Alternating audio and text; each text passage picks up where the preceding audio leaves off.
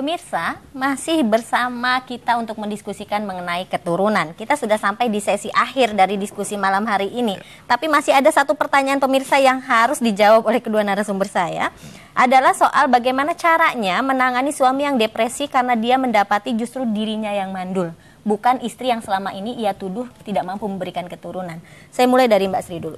Oke, ini sebetulnya adalah realita di masyarakat. Realitanya seringnya laki-laki itu nuduh perempuan, dasar kamu perempuan mandul gitu. Padahal sebetulnya setelah diperiksa medis yang laki-laki, bukan dalam ada sebuah kasus sampai dia nikah sampai 4 kali ternyata nggak punya anak. Setelah diperiksa lagi ternyata yang mandul suami. Maka dalam kondisi ini kita kembali lagi bahwa ini adalah kudratullah. Jadi dalam rukun Islam sendiri, rukun iman kan ada 6 tuh.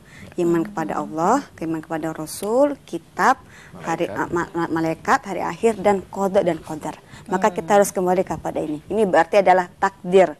Tapi kalau kita masih bisa berusaha, silahkan. Seandainya sudah mentok, kita kembali ke takdir. Berarti kita ridho kepada Allah, bahwa inilah takdir dari Allah. Dan kita harus bisa menerima. Mungkin di belakang kita ada manfaatnya. Dan itu adalah tugas istri. Ayo mas, kita jalan-jalan, pamannya aja ke yatim piatu. Itu masih banyak anak-anak yang butuh orang tua. Kita bisa ngambil. Kita bisa, ibaratnya seorang istri itu bisa menghibur suaminya. Karena mungkin satu hal ketika dia tahu dia nggak bisa punya keturunan, wajar. Tapi di situ tugas istri, tugas keluarganya, orang tuanya, saudaranya itu menghibur bahwa hidup ini bukan cuma anak, masih banyak tugas-tugas yang lain. Kita masih kita berurusan Pak Maya punya tanggung jawab sosial, kita punya tanggung jawab pada pekerjaan, kita punya tanggung jawab masih dalam keluarga. Jadi keturunan itu bukan satu-satunya tujuan kita hidup. Seandainya pun kita nggak punya keturunan, kita masih bisa mengerjakan yang lain. Atau kita berbakti sosial dengan memungut anak, atau kita sibuk dengan pekerjaan. Artinya jangan mentok-tok gitu, jangan mumetkan pikiran kita hanya pada satu. Seandainya pun terjadi perceraian, usahakan selama itu masih bisa, jangan. Karena Allah sendiri mengatakan Abdul halal indahu at-tolak, bahwa paling sangat dibenci adalah tolak. Ibaratnya tolak ini hal-hal yang sangat terakhir gitu, terakhir sana tidak terjadi lagi, kecuali umpamanya suaminya sudah mukulin istrinya terus sampai istrinya hampir mati atau gila, itu baru gitu. Kalau sekiranya kita masih bisa berunding, kita bicarakan, itu kita usahakan seperti itu gitu. Oke, menyejukkan sekali jawabannya Mbak Sri. Silakan Kang Hasim. Ya, kalau posisinya sekarang yang depresi itu suaminya, memang perlu kerelaan dari istri untuk membuka ya. Karena kan tadi ada sebelum ketika tahu bahwa suaminya yang justru sekarang setelah dicek secara medis yang mandul, kan sebelumnya istrinya malah dituduh kan. Sebelumnya dia yang dituding. Gitu kan. Nah kalau itu dijadikan taruhlah pemberat, itu agak susah untuk membangkitkan suami yang lagi depresi gitu kan. Karena masih ada kemangkelan istilahnya tuh. Kalau istrinya masih belum nerima gitu kan, ya agak sulit untuk membangkitkan suaminya lagi depresi ketika menyadari kenyataan dan dia kaget sendiri karena sebelumnya juga kan nggak nyangka bahwa dia mungkin nggak nyangkanya istrinya aja kan yang mandul gitu kan. Tapi ya disitulah pentingnya untuk satu sama lain itu berlapang dada gitu kan. Tadi lagi-lagi saya ingin kembalikan pada saling menenteramkan ya di situ. Ketika ada satu kaki yang lagi lemah, kaki yang lain dalam hal ini misalkan istrinya, ya harus bisa memperkuat gitu loh. Agar jalan atau langkah yang ditempuh itu juga seimbang gitu loh. Pentingnya komunikasi, pentingnya untuk saling menerima kekurangan di antara kedua pasangan itu bagian dari salah satunya adalah bagaimana untuk saling menenteramkan, untuk saling memperkuat, bukan saling menjatuhkan gitu kan. Bahkan menghujat, makanya jangan nuduh sembarangan gitu ya. Tidak tepat itu tentunya. Ya saya kira itu juga ya, penting juga untuk tadi kerelaan siapapun itu. Saya kira tidak hanya ketika misalkan posisi itu masuk karena ini kasusnya suaminya yang depresi gitu kan. Ya tidak hanya itu gitu, dalam konteks ini ya sejatinya istrinya juga harus bisa taruhlah misalkan menjadi teman yang membangkitkan. Betul, membangkitkan. Baik, menarik sekali, tapi kita sudah harus sampai nih pada kata akhir. Kata akhir, bukan kata terakhir dari narasumber. Kata akhir yang bisa menjadi poin pegangan buat pemirsa di rumah. Apa yang mau disampaikan sebagai kata kunci? Oke, Mbak baik, Sri. terima kasih. Selamat malam pemirsa sekalian. Dalam rumah tangga ketika seorang laki-laki dan perempuan memutuskan untuk menikah, maka yang perlu disadari adalah bagaimana mewujudkan sakinah, mawaddah, warahmah.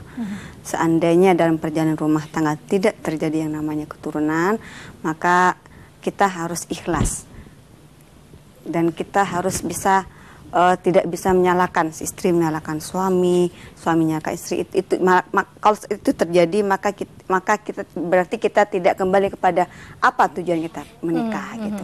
Nah, dengan pemain nggak punya keturunan, kita bisa dengan obat-obatan, atau kita dengan medis atau dengan doa. Seandainya pun mentok, kita dengan cara yang lain, entah memungut anak. Seandainya pun dia masih diperbolehkan poligami, tapi dengan catatan-catatan tertentu. Jangan sampai dengan poligami itu malah menghancurkan rumah tangga. Yang jelas bagaimana ujungnya dalam rumah tangga itu harus terjadi sakinah mawaddah warahmah.